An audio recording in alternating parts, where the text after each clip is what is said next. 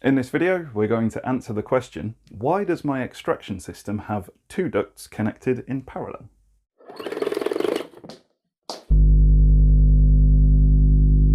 Now, if you install extraction systems, you'll want to check out our CPD package that we've made on this subject, because it contains critically important information that you may not be aware of.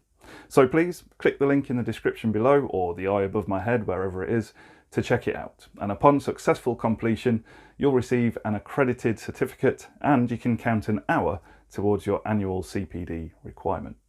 But back to the question for this video. This video relates to the centralised extraction system from Envirovent that Gordon and Gary made recently. Now, in that video you may have noticed something a little bit unusual in the ducting arrangement from the extraction unit to the intake. It was connected using the awesome fast track ducting that really speeds up installation, but the strange thing was that there were two ducts from the unit to the intake point. Why was this the case? Well, without diving into some fairly complex Bernoulli equations, let's see what we can figure out. Now, the extraction unit can be connected up using two different sizes of fast track ducting. One size has a diameter of 95mm and the other has a diameter of 75mm. Obviously, installing a thinner ducting is much easier because it's more flexible and can fit through smaller gaps. But using a thinner ducting has a larger impact than you may realise. And that's because a small change in ducting diameter can have a large impact on the cross-sectional area. To the whiteboard. To calculate the cross-sectional area from diameter, use this formula. A equals pi d squared over 4. So if we input the value of diameter for the larger size ducting, we come out with a cross-sectional area of 7,088 square millimetres. Now, swapping out the 95mm diameter for 75mm, we end up with 4,417 square millimetres. Now, at first glance, that may not seem like a big deal.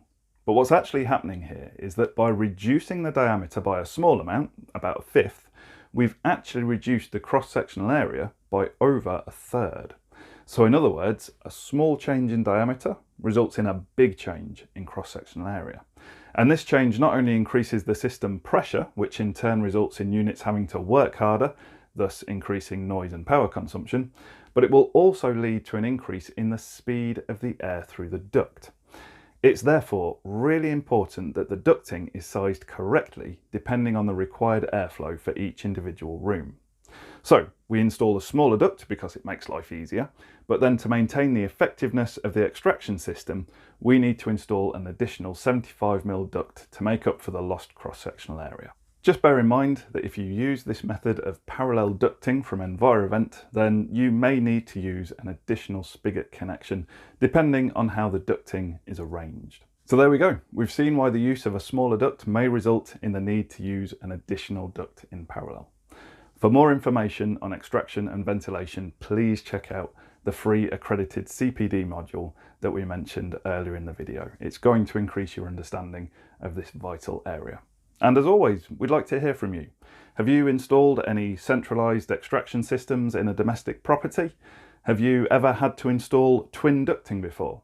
Please leave your thoughts and questions in the comments section below.